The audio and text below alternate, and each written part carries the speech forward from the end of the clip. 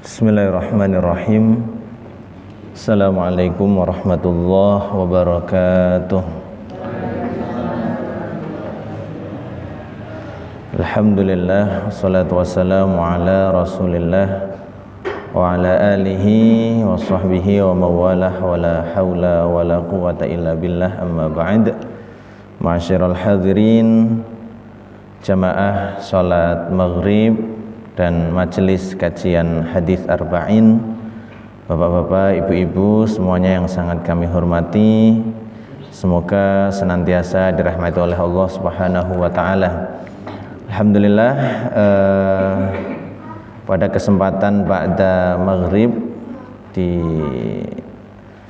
malam hari ini kita kembali dipertemukan oleh Allah Subhanahu wa taala. Insyaallah semuanya dalam kondisi sehat walafiat.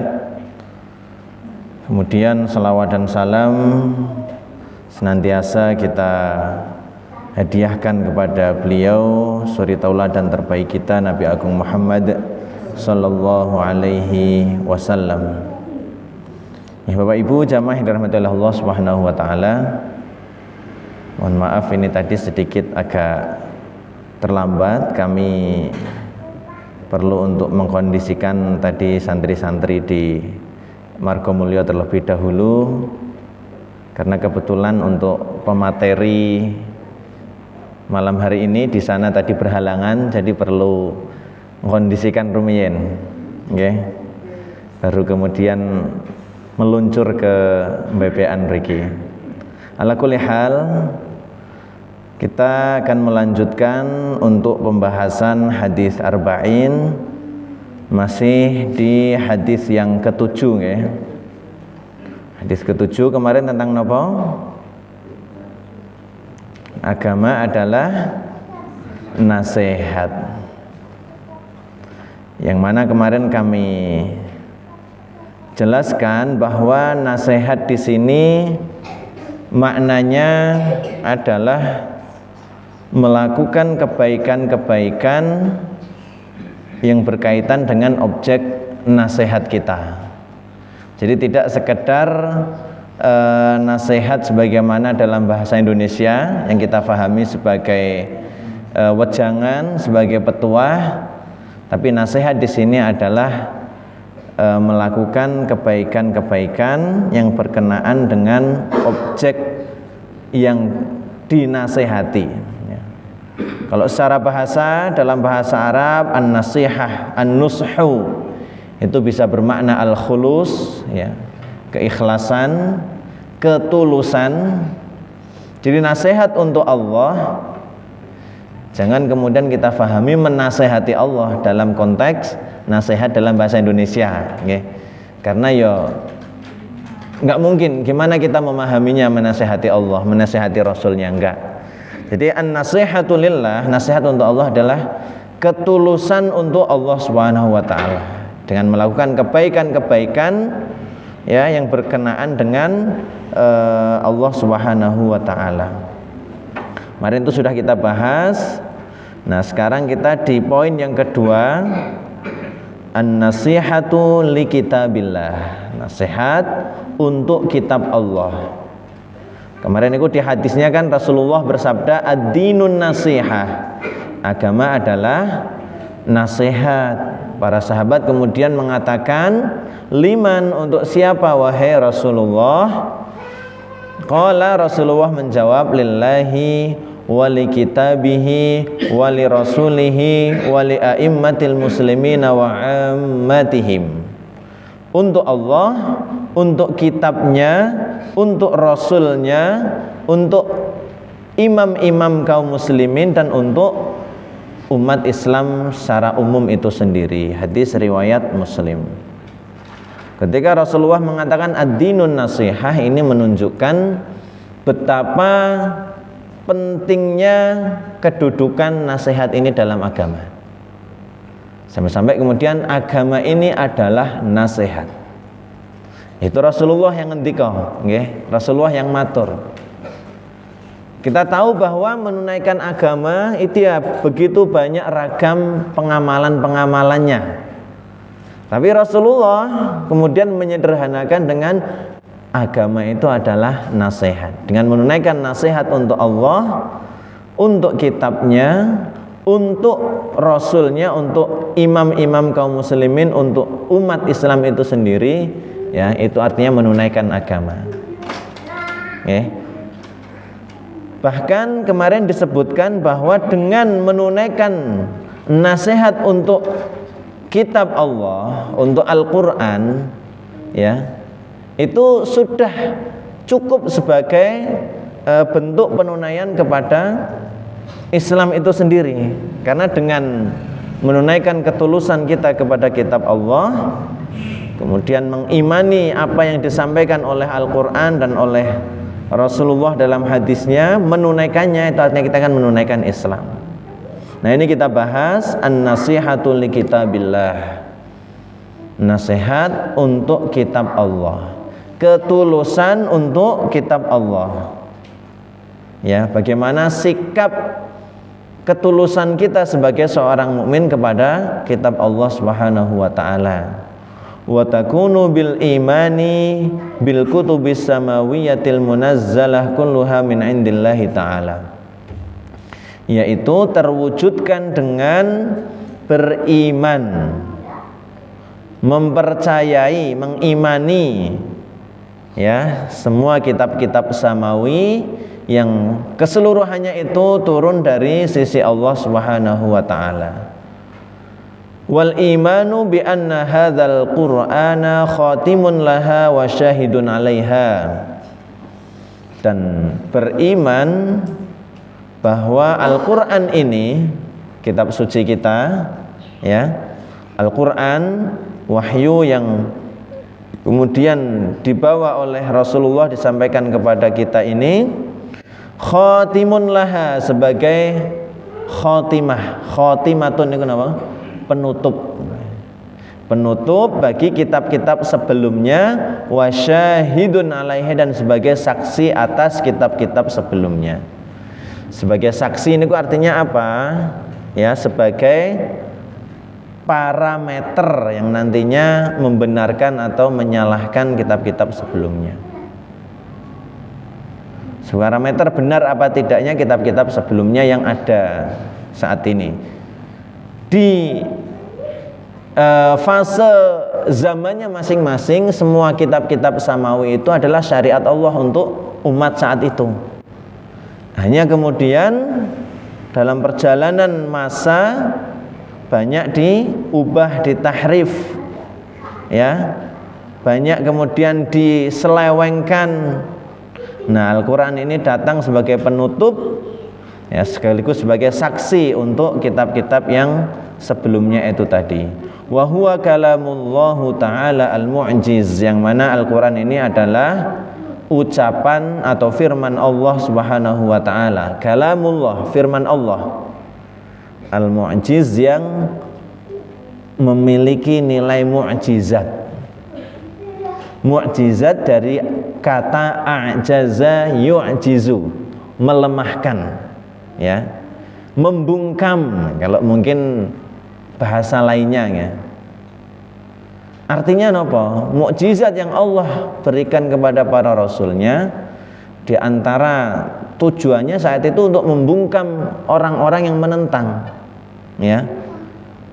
Di zaman Nabiullah Musa,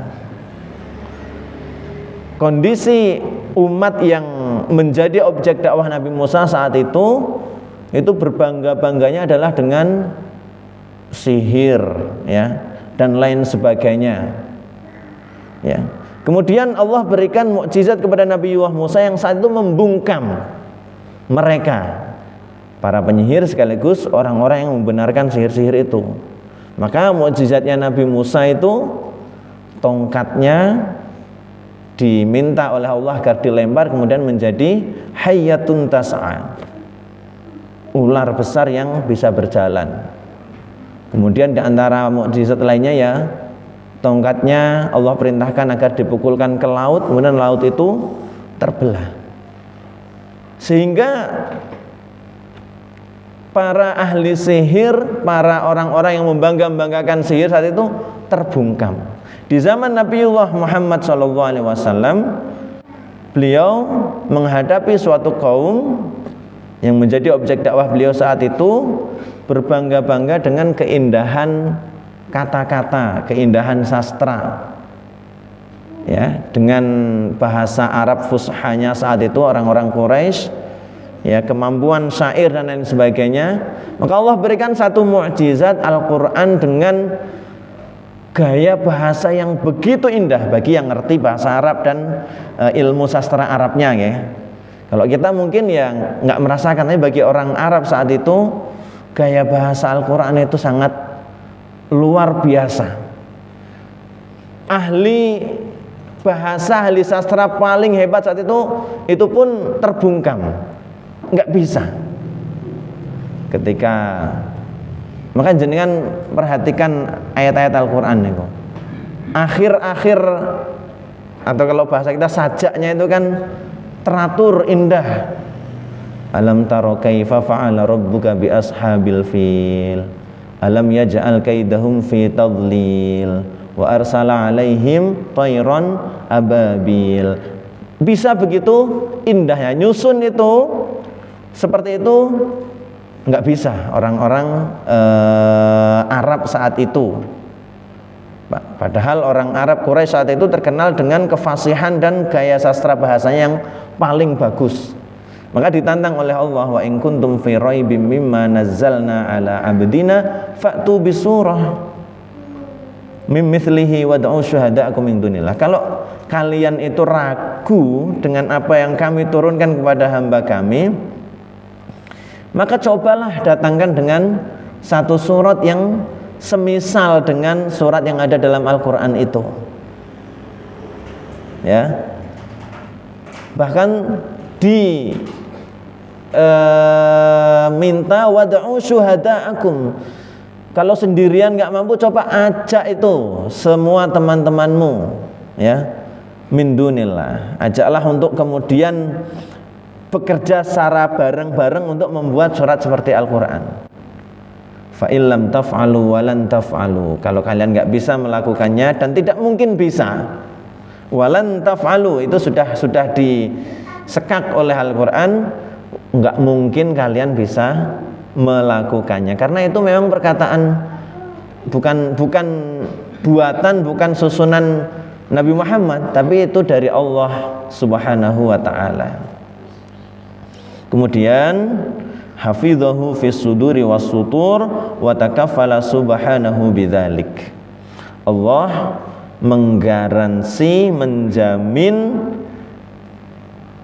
akan menjaga keaslian Al-Quran ini dengan menjaganya di dalam dada dan dalam tulisan, dalam cetakan, ya. Fis sudur was sutur. Sudur itu dada, sutur itu satrun, tertulis di mushaf-mushaf niku.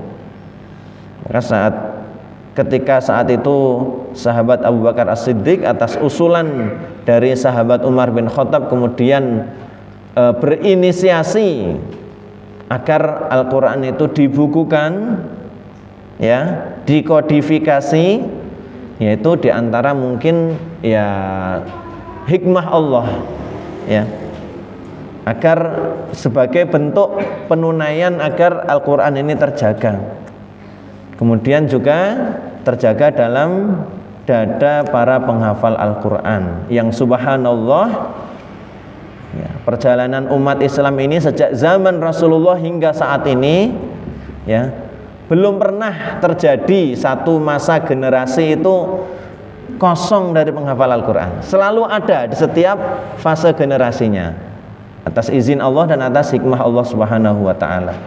Selalu ada yang kemudian Allah gerakkan, Allah pilih untuk dititipi Al-Quran di dalam dada mereka. Karena itu memang Allah yang memilih sebagai bentuk penunaian jaminan Allah bahwa Al-Quran ini akan terjaga. Ngerti nggih?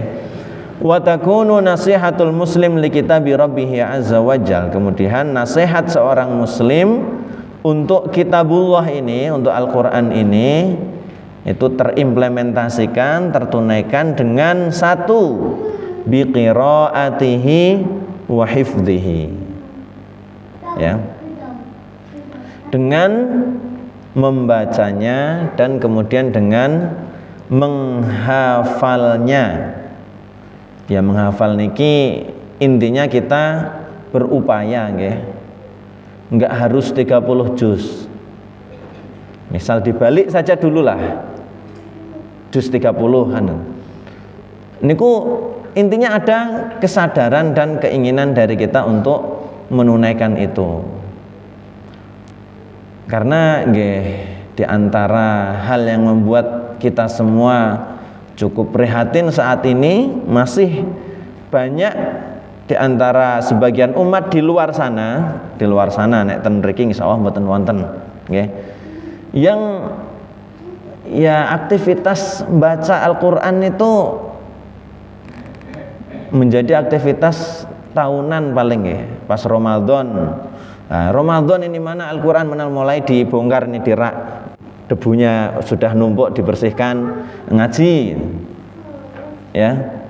Atau ya sekedar kemudian Al-Qur'an menjadi agenda-agenda acara di seremonial. Misal ada acara walimah, ya ada tilawatul Qur'annya, ada acara apa, ada tilawatul Qur'an.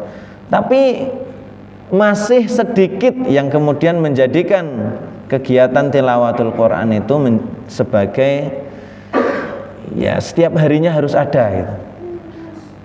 Kegiatan yang setiap harinya harus ada. Li'anna fi qiraatihi iktisabul ilmi wal ma'rifah, karena dalam membaca Al-Qur'an itu ya kita akan mendapatkan ilmu dan pengetahuan tentang Islam ini sendiri.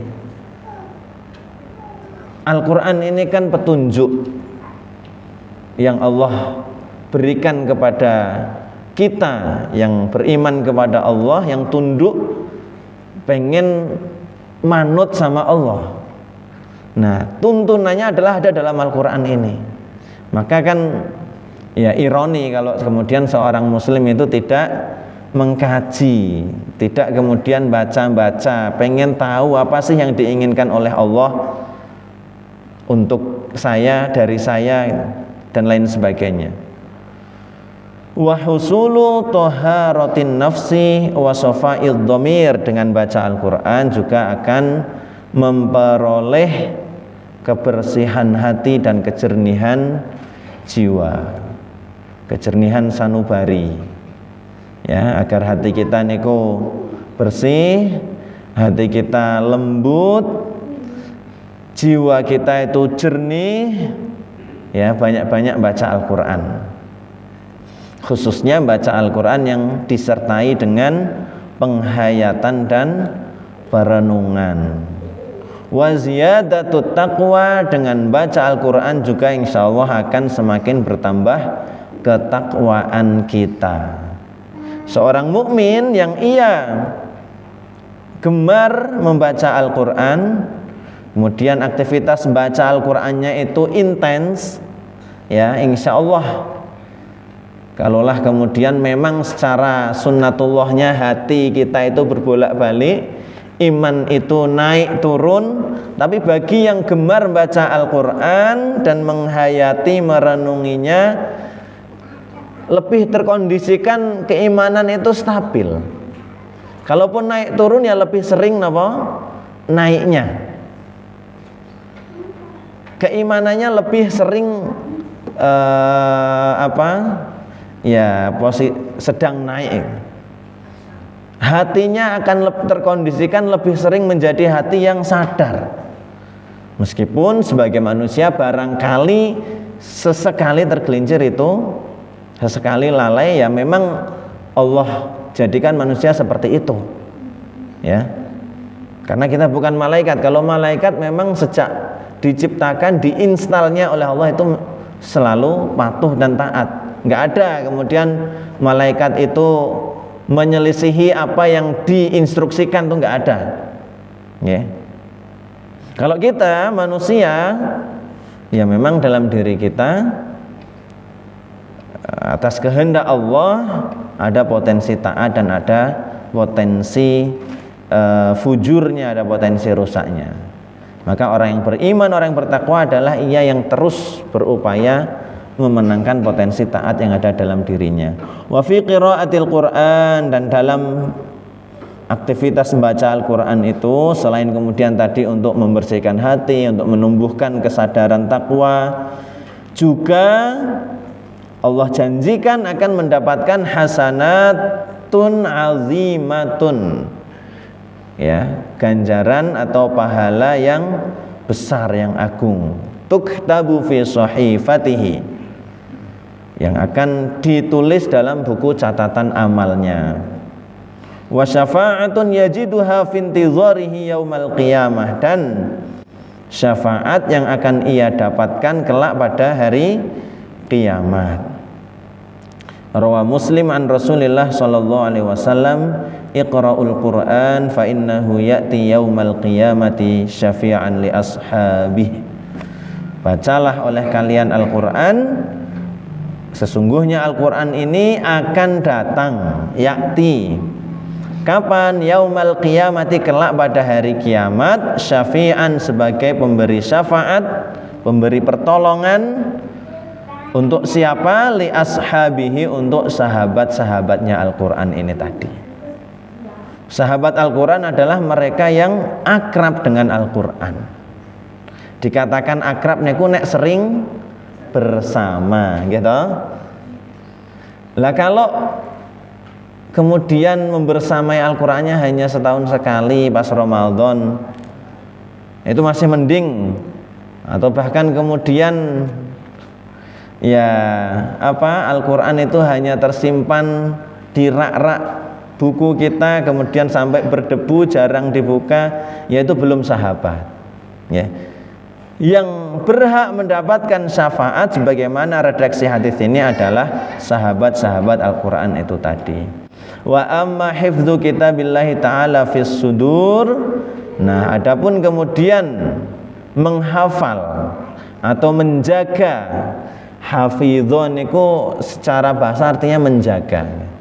Maka hifdzul Quran, menjaga Al-Quran. Tidak sekedar menghafal, nyetorkan awal, tapi bagaimana kemudian dirawat, benar-benar terjaga. Ya, dengan menyimpan ayat-ayat Al-Quran di dalam dada, fafihi i'marul qulub binuri kitabillah. Maka dengan demikian itu hati kita akan terisi. I'marun itu memakmurkan, ya. Memakmurkan hati dengan cahaya kitab Allah. Jadi dalam hati mereka, para orang-orang yang memang menghafal Al-Quran benar-benar itu, ya, nurullah, cahaya Allah itu ada di dalam hati mereka. Wa qadarun azimun wa syarafun yanaluhul muslim fayusbihu syamatun bainan nasi fid dunya. Ya. Dengan hafalan Al-Qur'annya itu tadi yang benar-benar, ya, dia mendapatkan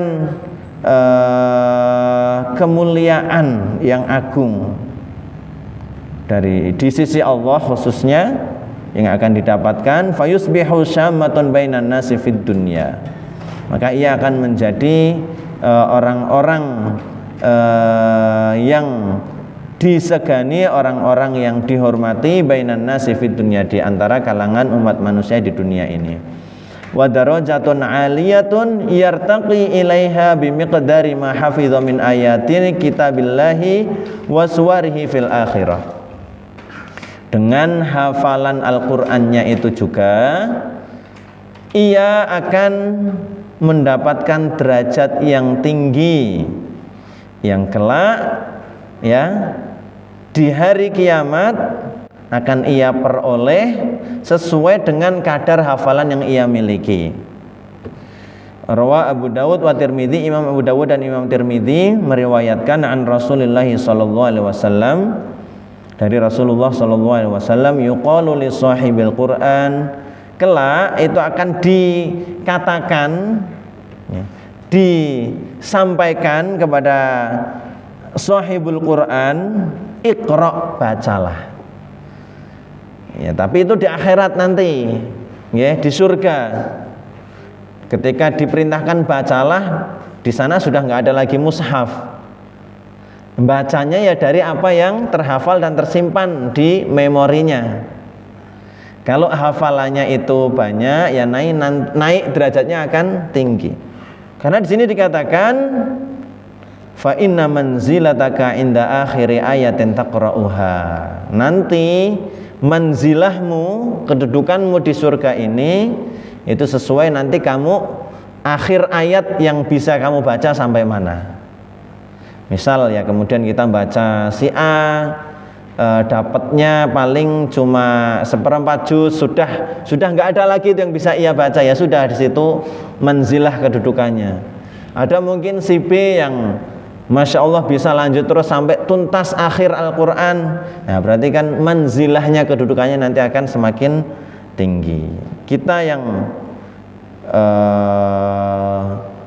ya ini misal, ya, misal nanti di sana diminta baca, nggak ada yang bisa kita baca karena nggak ada yang tersimpan kan, ya eman-eman. Minimal surat-surat pendek lah, surat-surat pendek, minimal juz 30.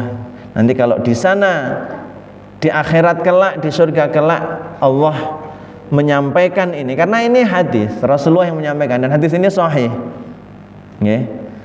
Ayo baca Al-Quran, nanti derajatmu di surga ini sesuai akhir ayat, kamu mampu bacanya sampai mana. Pengennya kan sebanyak mungkin, semakin tinggi derajat surga kita akan semakin banyak kemuliaan dan kenikmatan yang didapatkan. Meskipun ya di surga itu saja sudah pasti mendapatkan kenikmatan yang begitu banyak. Kalau semakin tinggi derajatnya, ya akan semakin ibaratnya kalau kita analogikan hotel, bintangnya semakin banyak. Ya, misal seperti itu. Yang kedua, bitartilihi wa tahsinis shaut bi qiraatih. Di antara bentuk menunaikan ketulusan kita kepada Al-Qur'an adalah dengan berupaya membacanya secara tartil, ya, dan kemudian mentahsin lidah dan suara kita dalam membaca Al-Quran. Mentahsin itu ya artinya berupaya menerapkan aturan-aturan cara-cara baca yang memang sejak Al-Quran diturunkan cara bacanya seperti itu, ya. Cara baca khusus. Bahkan bahasa Arab sendiri, misal kita baca Al-Quran dengan baca Quran yang berbahasa Arab, ya, itu nanti cara baca Al-Quran ada kaidah-kaidah khusus, ada panjang pendek, ada kemudian nanti hukum bacaan nun sukun dan tanwin, ada tebal tipis, cara baca khusus memang Al-Quran itu. Adapun kalau baca koran yang berbahasa Arab, jenengan misal sedang di Saudi, sedang umroh, ada koran, jenengan baca berita yang ada di koran itu, nggak perlu pakai tajwid, ya, nggak perlu. Tajwid itu kekhususan untuk cara baca Al-Quran. Kenapa? Memang dari sisi Allah sana, kemudian disampaikan oleh malaikat Jibril, dibacakan, disampaikan kepada Rasulullah. Rasulullah menirukan, Rasulullah mengajarkan kepada sahabat-sahabat saat itu sudah dengan cara baca itu, ya. Maka menjaga keaslian Al-Quran itu ya dari dua sisi ini tadi, menjaga keaslian lafaznya, kemudian menjaga keaslian cara bacanya. Bagi kita yang barangkali ngajar Al-Quran, ngajar santri tahfiz, ya idealnya memang ketika ngafal itu santri ngafalnya, karena ngafal kan nyimpen, sudah nyimpen ayat-ayat dalam kondisi bacaan yang benar niku. Maka aslinya tahsin qabla tahfiz, tahsin sebelum tahfiz. Bacaannya dibenarkan sebelum menghafalkan. Idealnya harusnya seperti itu. Kemudian dengan bacaan yang tartil dan tahsin itu tadi, yaj'alul qira'ata awqa'un fin nafsi, menjadikan bacaan itu lebih mengena dalam hati, lebih teresep ke dalam hati. Ya. Imam Bukhari di sini meriwayatkan dari Rasulullah sallallahu alaihi wasallam, laisa minna man lam yataghanna bil Qur'an. Tidak termasuk bagian dari kita, kata Rasulullah, orang yang tidak mensenandungkan, melakukan Al-Quran. Nah, maksudnya artinya berupaya membacanya dengan tahsin dan tajwid itu tadi. Okay. Yang ketiga, sedikit malih kita tambahi sedikit, bitadabburi ma'anihi wa tafahumi ayatihi. Tadi dirunut ya, membaca, berupaya menghafal meskipun sedikit, kemudian berupaya membacanya secara tartil dan tahsin sesuai kaidah tajwid, kemudian dengan merenungi, menghayati makna-maknanya, berupaya memahami kandungan-kandungan ayat. Qala ta'ala afala yatadabbarunal Qur'an am 'ala qulubin aqfaluha. Tidakkah mereka mentadabburi Al-Qur'an, ya, atau hati mereka itu terkunci. Artinya Allah dalam ayat ini menyindir orang yang tidak tersentuh, tergerak untuk mentadabburi, menghayati Al-Quran, itu hatinya terkunci. Am ala qulubin aqfaluha, dan seterusnya. Nanti kita lanjutkan di pertemuan yang akan datang. Ya, intinya adalah bagaimana kita seorang muslim yang kemudian sudah diberikan panduan hidup oleh Allah Subhanahu wa taala, ya. Di mana di dalam panduan itu tadilah dipaparkan nantinya kita harus bagaimana, ya. Yuk kita akrab dengan panduan hidup kita itu tadi. Kita baca, kita hafal, kita fahami. Ya, puncaknya memang nanti diterapkan sebagai sebuah tuntunan hidup itu tadi.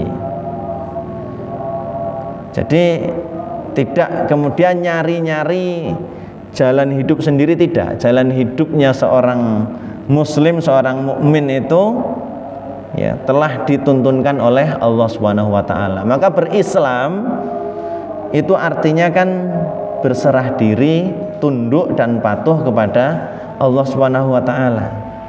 Ngikut apa yang dituntunkan oleh Allah. Dan hidup ini pilihan. Mau manut apa mau ngeyel, ya silahkan, itu pilihan, ya. Tapi bagi kita yang sungguh-sungguh berupaya untuk manut, untuk taat, untuk patuh, ya, nanti hidayah Allah akan terus bertambah, dimudahkan, diringankan, dibimbing, ya. Tapi bagi yang sejak awal itu sudah bangkang, ngeyel, ya, akan semakin Allah sesatkan. Maka wa ma yudhillu bihi illal fasikin. Yang Allah sesatkan itu adalah mereka-mereka yang memang fasik. Hidupnya dia lebih memilih mengikuti hawa nafsu daripada mengikuti bimbingan wahyu.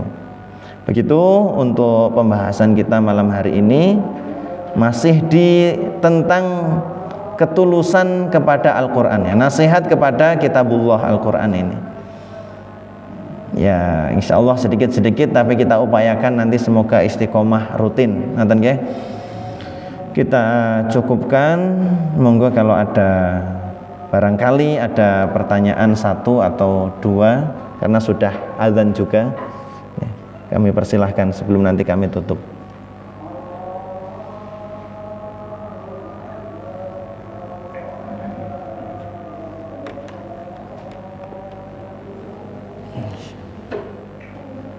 Cengap nggih?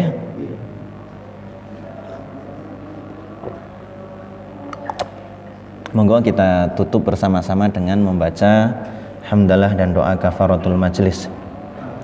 Alhamdulillahirabbil alamin, subhanakallahumma wa bihamdika asyhadu an la ilaha illa anta astaghfiruka wa atubu ilaik.